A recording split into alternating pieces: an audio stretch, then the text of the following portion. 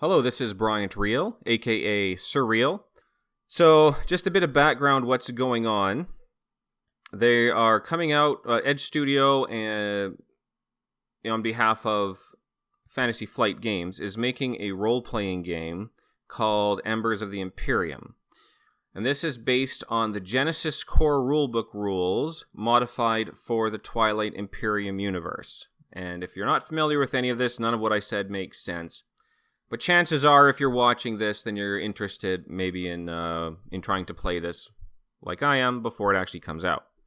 So what we have to do is kind of patch together our own rule set until the real one comes out.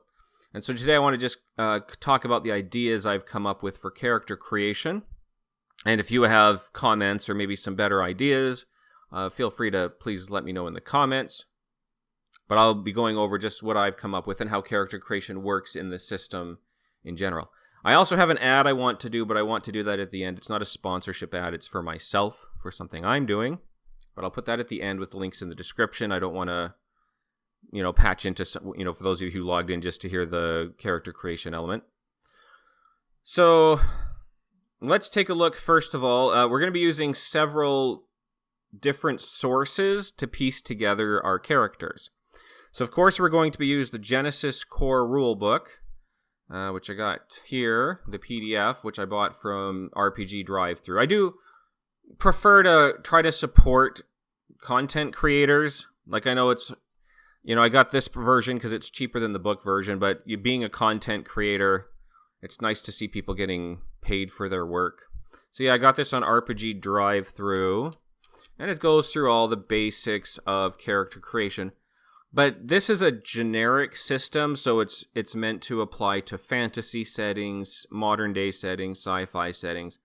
So it doesn't have enough detail for us to completely make the characters that we want to make. So this will give us our template, and what they have, the 7 points of character creation, which I'm just going to... Yeah, so here we have the generation steps. It's going to go through these 7 points, which I'm going to follow. But we have to modify it a little bit. So another thing I'm going to be using is the Edge of the Empire book for characters. And primarily I'll be using this for the equipment, the gear, and ship templates. As well as I can use some of the NPC templates and then just modify them to match Twilight Imperium aliens instead of Star Wars aliens. The reason for that is just it gives us a lot of detail on things like cost. I have to assume currency translates fairly similarly. So Twilight Imperium uses Ori, and then Star Wars uses credits. But, if you kind of assume it's a 1-to-1 ratio transfer, we can do that. Modify the ships a little for your needs. But, yeah, so pretty doable.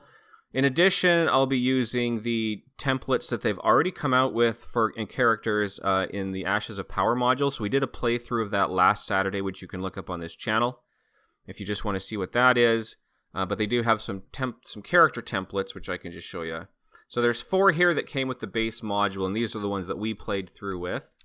But there are, if you go to the Edge Studio website, there's actually 2 more that they came up with as like DLC. So they added a bit of information to the module itself as well as added 2 new characters. So we're going to go over these a little bit as a template. All right, so and in addition to that, we'll just be using the base game itself for lore because we have to modify, nothing in the templates is going to match exactly what we want. So the first thing I'd like to look at is just the structure of a character in Genesys. And in particular, the ones that they made for Twilight Imperium. So here we have a character sheet for Undersecretary Chalix. And obviously, if you know the core system, you could probably jump this part, scrub through this part. But the stats here are a little different. I'm going to compare again this to Dungeons & Dragons because it's the most familiar system for most people. You'll notice here we have 6 stats, just like in D&D. They're kind of parallel, but not exactly the same. So we have Brawn, which here I would say is kind of a combination of strength and constitution. So it's kind of your physical,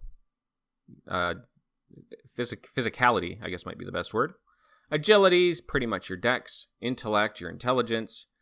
Cunning, I guess, is a form of intelligence, or maybe kind of a split between intelligence and wisdom. So it's like being able to think quickly and on your feet, but how to apply your knowledge as well, but quickly.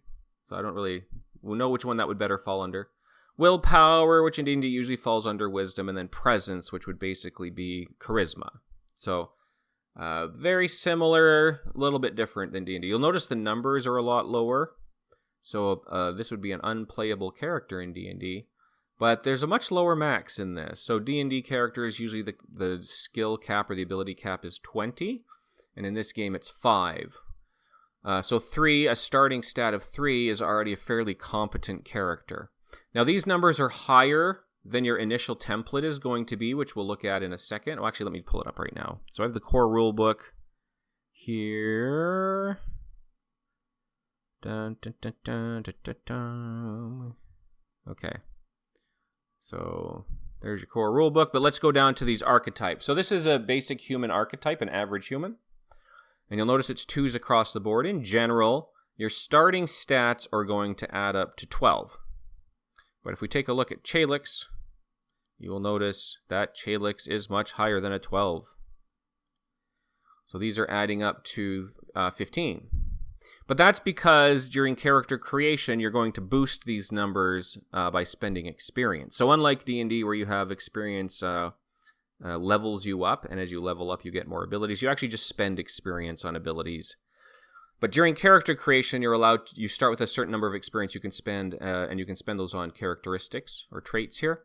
That's the only time you can do that for these. Okay, there are talents and other maybe a couple other ways to bring these up. But typically, this is from character creation. So this character would probably have started at maybe something like 2, 1, 2, 2, 2, 3, or something like that. And then the player during character creation would have spent experience to boost these up a little bit. So we're looking more realistically as your initial template, something like this.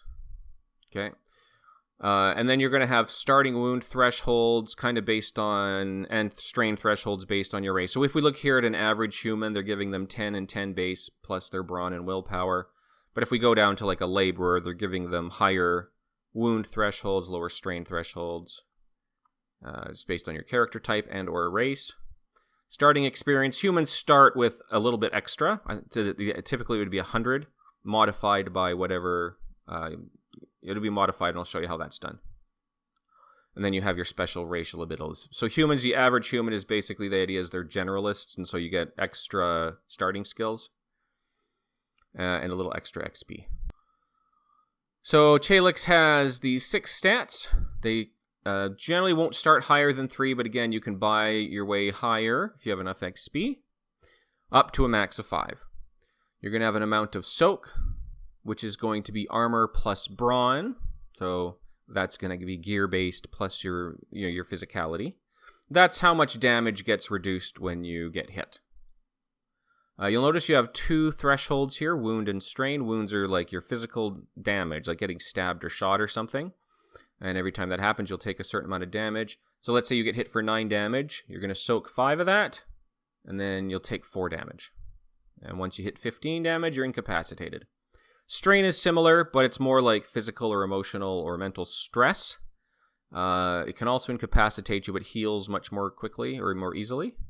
And then critical injuries. So one thing in this the Genesys system is that there are injuries, both temporary and lasting, but every time you take an injury until it can be treated, it makes you more and more fragile.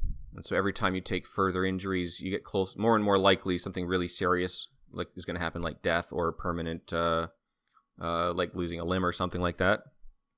All right. So these are all going to be affected by these. You also have kind of some more abstract background elements. So you have your motivation, which we'll talk about a little, but that's kind of what your character lives for, right? What's their purpose? Their agenda, so this is kind of maybe a drawn from the motivation, but like a more specific goal that they might have, which can maybe change from session to session. Personality traits, stuff like that. Skills are going to be something important. We're going to take a look at the skills list, but these ones are just the ones that Chalix happens to be trained in. Okay, and then there's talents. So All right, so let's go step by step here how to do the character. So we're going to go back to the template here. So the first thing we're going to do is determine your background. And this is just a general concept that you have for your character. Now, of course, it should be setting appropriate. You're not going to be trying to play a wizard. You know, I know a wizard is a character class, but you can't decide, well, I want to be a powerful wizard in the Twilight Imperium universe. But you could say, okay, I want to be a pirate, or I want to be, a kid that grew up on the street, or I want to be a wealthy social elite sort of a thing. So you're just kind of getting a background of what your character, and this will help you set things like your motivations and goals and things like that. Step 2 is really where we have to start patching things together for this homebrew, and that'll be selecting a character archetype or species. And of course, for a human character, you can pretty much just go off of the templates here right under the character creation. But if you wanted to play one of the other factions in Twilight Imperium, you would need to modify this quite a bit. And there are other templates in the book we can look at.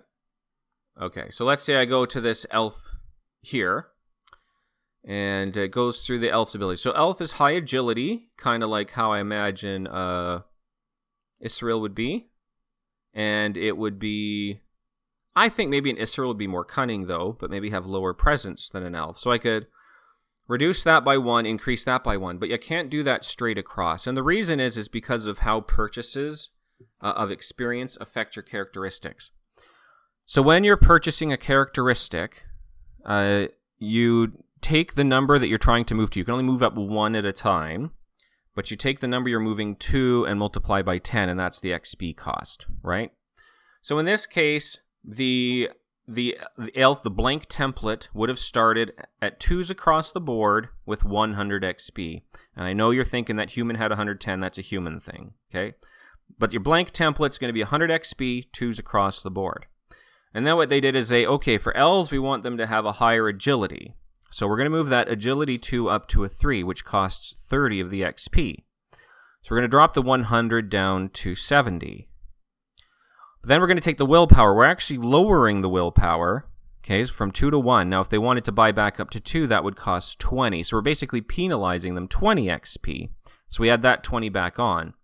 So we're taking 100 minus 30 plus 20. We end up with 90 XP. So to be honest, you could start with blank templates, and if you know the formulas for creating the starting traits, you don't really need all of these templates. But it's just easier for players, rather than having to learn the whole process, you can just create templates for them. So I might take this, I say, okay, this looks pretty close to what I want. I just want less presence and more cunning. But using that formula, I've got to drop another 10, so the starting XP is only 80. And then I take the wound threshold, 9 plus brawn. Okay, a little weaker than an average human. I think that's perfect for an Israel. Strain is normal. Okay, that's fine for an Israel. Special abilities. Elves begin with 1 rank in perception. You still cannot train their perception above rank 2 during character creation. Now, does that work with my Israel? So they're giving them basically their training in 1 ability. And I'll say, well, yes, I want to train them in 1 ability, but I think stealth would be more appropriate for an Israel than perception. So I'll just switch that to stealth. Then nimble. Elf characters have a melee and ranged defense of 1. Well, I think that works because Israel are small and quick little fellows. Okay, so I think this elf template is pretty good. I'm just going to tweak it a little bit. And there we go. We have an Israel. I did something similar. Okay, let's look at the dwarf. I'm not looking at his special ability. So now let's say I want to make a Letnev character. So Letnev, I'm not going to use the dwarf's special abilities. The only reason I want to look at it is the dark vision. Now, one issue I have in D&D is that pretty much every race has dark vision, to the point where it's not even a bonus to have it, it's just a hindrance to not have it. So there's only like 2 races that don't have it in the core books. So pretty much you're going to have 1 person in your party that can't see in the dark, that's just kind of dragging everybody behind, rather than dark vision being a bonus to a character. So if I were going to restrict its use, but I want it to be in the game, I'm going to say, okay, I think Letnev are a good choice because they're primarily subterranean, right? They live mostly underground, on their home world, and they're sensitive to bright light. I don't know that I'd bring bright light sensitivity into it, because it's not that bad for them. But I would give them this dark vision ability. Now, dark vision has a cost. If you look in the template in the core rulebook, I'm not going to find it right now, but I think it costs 5 XP to give them this ability. Okay. So you can start tagging in abilities like this. So this dark vision, okay, they if they're in the dark and they're getting penalized for with these black dice. Oh, I'm pointing at it rather than using my mouse. You guys can't see that. It's like, okay, they can negate up to 2 black dice or threat dice with their dark vision when they're in the dark. And that's all. Like, people might try to argue that Hakan should get it, but Hakan, even though they look like lions, are not lions. There's nothing in their lore that makes me feel like they are nocturnal predators. And so I don't think they need it. They live on a desert planet. A series of desert planets. So I would say Letnev, dark vision, great. A nice bonus for them. I would probably also give them a rank in something, and this might depend on what kind of Letnev. So the interesting thing with the Letnev is they don't have to be from the barony of Letnev, because they could also be Mentak. So Mentak, I would not put as an archetype. I would actually use that as a background. So if somebody wants to play a Letnev, I'd say, okay, here's your dark vision, but what background do you want? Are you going to be a Letnev, or are you going to be an Arborek Derzuga, which is like a, in this case, it would be a Letnev brought back to life as an Arborek with a fungus that reanimated a body. But I'm going to use probably different rules for that. But I'd say, okay, if you're going to be a Mentak, I would give you maybe Skullduggery as a special ability, like a special proficiency. Or if you're going to be a Letnev, like from the barony of Letnev, then I'd probably give you Discipline or Vigilance or something. All right, so you just kind of got to go through and these templates. And there's not just the ones in the samples in the book. If you go to, there's a website called Genesys Emporium, where you can actually scroll through different archetypes. And just look for something that, like, let's say I want to use the Deep Elf stats. I'd like, okay, Deep Elf, that sounds similar in concept to a Letnev. So we got 2 brawn, 3 agility, 2 intellect, 2 cunning, 1 willpower, 2 presence. Great. But then the starting talent, Infernal Lore, doesn't make sense in this setting, so I'd get rid of that. Rank and discipline, again, I'd probably just change that. That's perfect for a Letnev. If they want to be Mentak, I'd probably just change that to Streetwise or Skullduggery or something like that. And I might just change this starting talent. You look through the book and see what's available. So, anyways, there's an awful lot of different options you could do for character creation, but that's how I'll be doing that. And then if you go down here, you're going to have all the skills. Of course, not all of these may apply. So, for example, I turned off the magic. So that's not going to apply to anything. You might want to modify the knowledge, so might want, in the Star Wars one, for example, they have xenology, or knowledge of aliens. That might be nice, so you can have people do a roll if they need to do a medicine check on a vastly different alien species, or trying to fly a vastly different alien ship. You might have a xenology check that they need to do to be able to figure it out, right? So a little bit of customization there, but not too bad. Okay, so let's go back to our steps here. So we got your archetype, and you're going to assign points based on the archetype. I go way back up to character creation.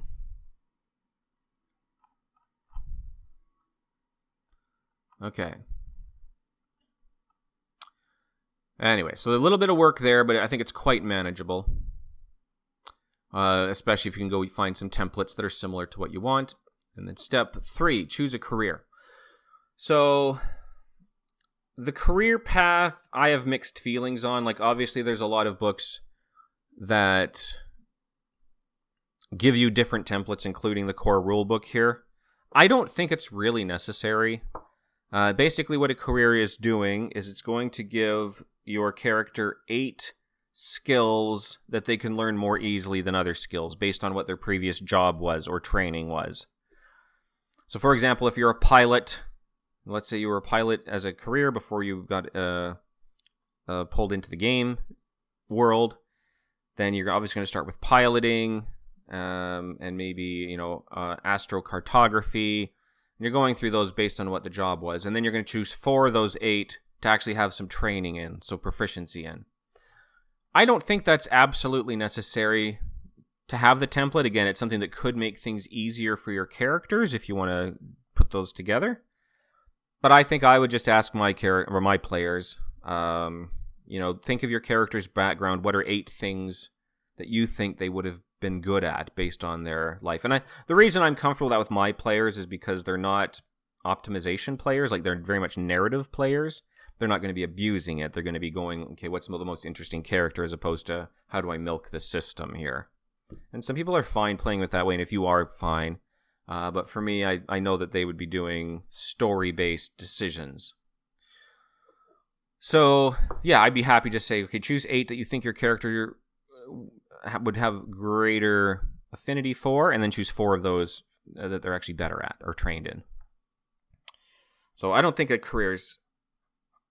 outlining it's necessary, depending on your players.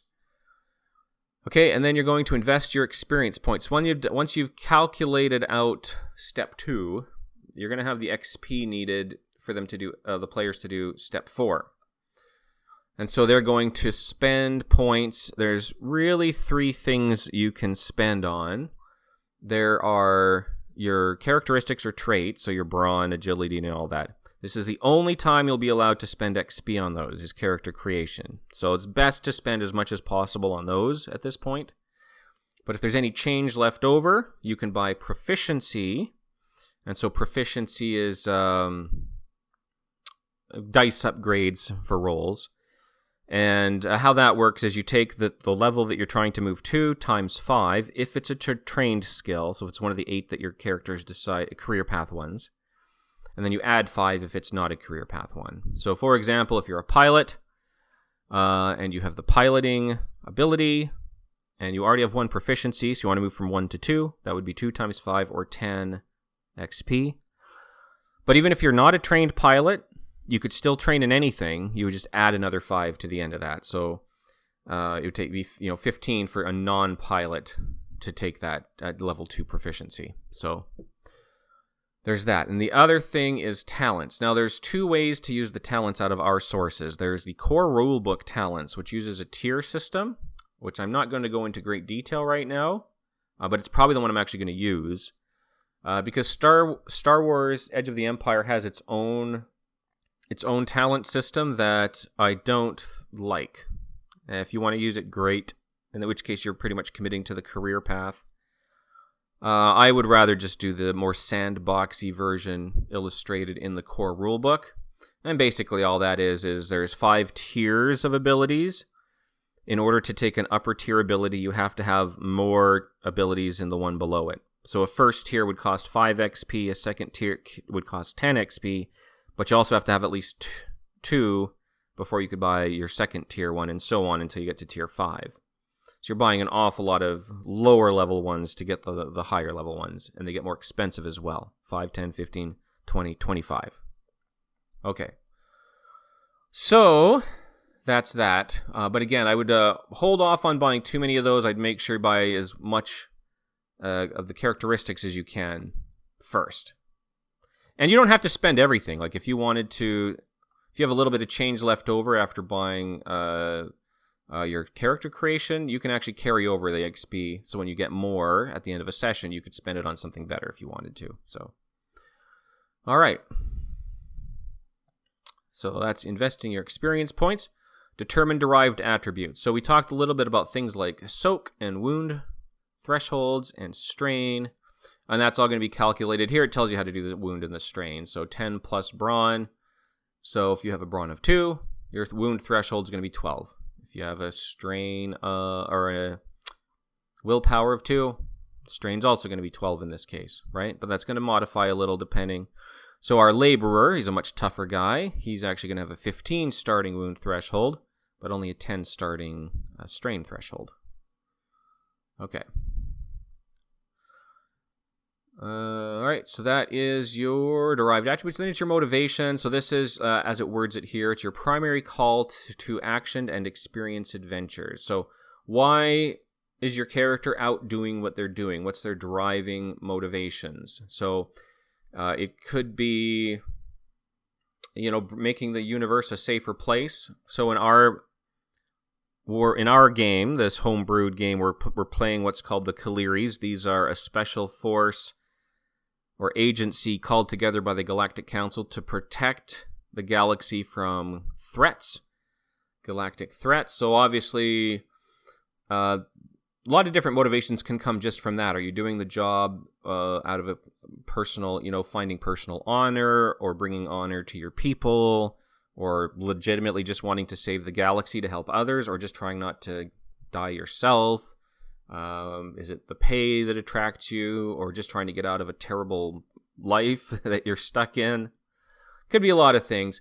And they break it down into 4 facets: desire, fear, strength, and flaw. And of course, you can come up with those yourself, but they also have tables you can roll on. So, example, they have this fear table. You could roll some percentile dice. So let's say you rolled a 55 and you got humiliation as a fear. Characters who are especially concerned with how others view them are particularly sensitive to potential humiliation. They go out of their way to avoid ever appearing wrong or foolish, even that means missing out on exciting opportunities and experiences. So maybe if you wanted to work this into your motivation, the only reason you're on this team is because it would humiliate you to fail or to say no. You don't like how it would make you look if you declined to try to save the galaxy, but really you just wanted to own a little coffee shop on your homeworld, right? Same thing with desires. Maybe you're looking at fame. You want to do great things so that everybody knows you. Maybe safety. It's like, oh yeah, we want to protect the galaxy so that I can retire and not have to worry about life. Vengeance. Maybe my family was killed by the Mahakt or something. So, you don't have to use those. Those are just kind of samples there. But that gives you some nice elements to set your character kind of personality and driving forces and things. And then your gear, appearance, and personality. So gear-wise, again, I would be using the Star Wars book for this. Primarily, this is where I'd be using the Edge of the Empire. Is for gear and armor, stuff like that.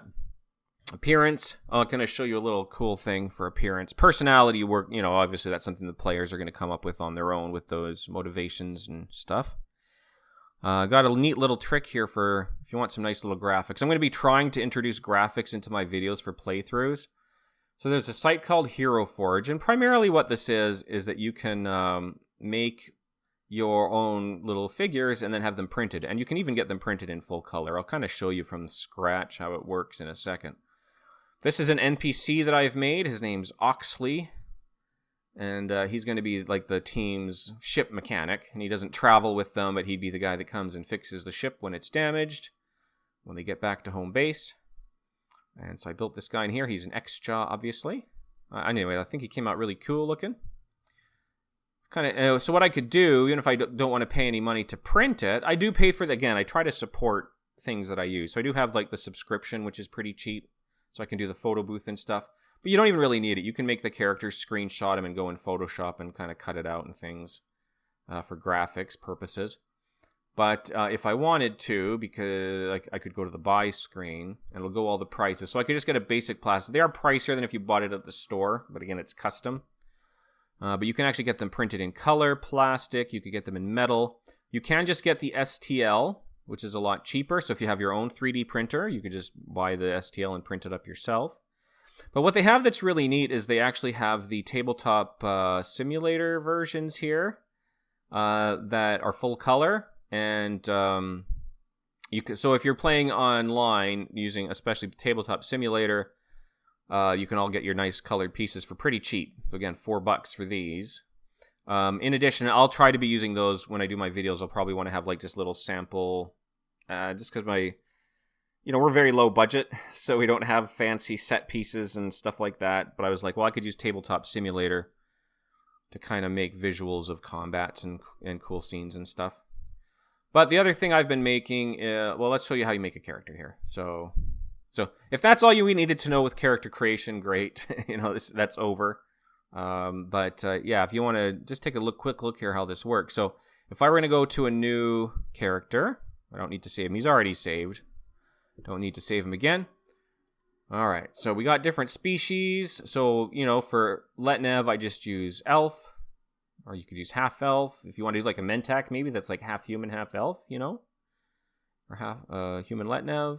You know, you might use something like a goblin for Isseril. But they actually do have, like, obviously anthro-feline used for Hakan. You might want to use an anthro-canine for Sar. They have insect. Oh, they have the turtle person, obviously, good for the X-Jaw. If you want to use the Argent Flight, the Shakrai, you could use a Raven Folk. Let's see what else we got here. There's some you can't, like Hylar I haven't really figured out yet. But they actually have snake people here, so you could use these for Nalu. These ones here, the Nagas. Let's see what else. Oh yeah, insect. So if you want it to be Sardak, we got some insect folk. Yeah, so a lot of little choices. So let's do that. Let's make ourselves a Sardak guy. Gonna be a Sardak soldier here. Head you don't really want to change, but let's see, I want my brows. I don't know if Sardak would have eyebrows. Oh, unavailable with my selection. Never mind. Sardak will not have eyebrows. But I can give him some wonkier bug eyes.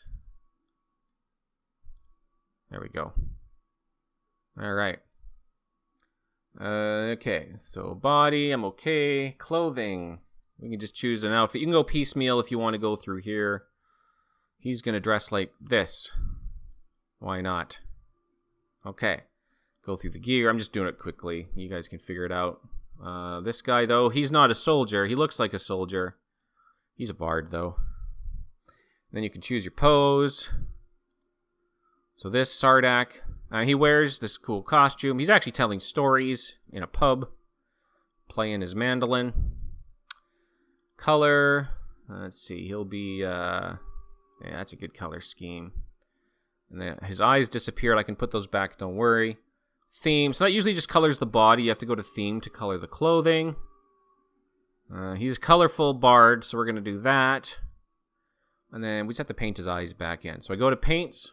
You can do everything custom here. Like anything you want. You can actually just paint the whole thing yourself if you want to like really detail it. In this case, I'm just going to fill his eyes in. Let's get some nice... What's a good bug eyes?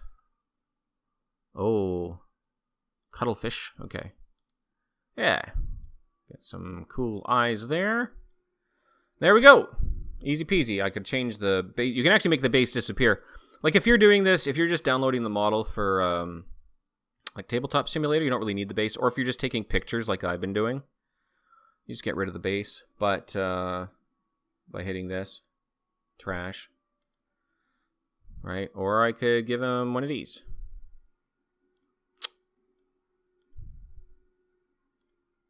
Ooh, put them on a banner.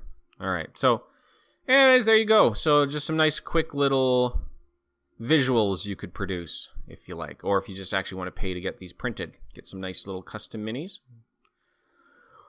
All right, well, that's it. That's all I've got. If you have any input, I would love to hear it, because this is kind of flying by the seat of our pants, unplay-tested strategies that we're looking at. Hopefully we can pioneer the ground so you don't have to, but any help appreciated. So now it's time for my commercial. And just that I have a book launch coming out on December 3rd. So over the past several years, I've written a trilogy called Elf Mastery. And this comes up, it's a trilogy, obviously 3 books, Elf Mastery, Elf Doubt, and Elf Righteous. All intentionally puns, based on the theme of the book, Self-Mastery, Self-Doubt, Self-Righteousness. And I put these all into one trilogy, and I added a whole bunch of short stories to it. So that have not been yet published. So these are short stories that kind of relate to the content of the trilogy. So it could be character backstories or, settings backstories, things like that.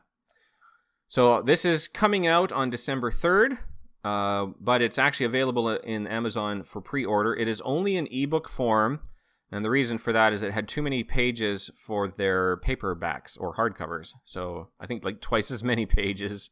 No matter what page size or print size I did, I was way over the limit. So unfortunately, it's only available on ebook at this point, but I'll post a link in the description. So There you go. All right, well, have a wonderful day. Again, we'll actually film the character creation when we do our session 0, but hopefully this explanation will save me a lot of time when I need to go over in that video. So have a wonderful day.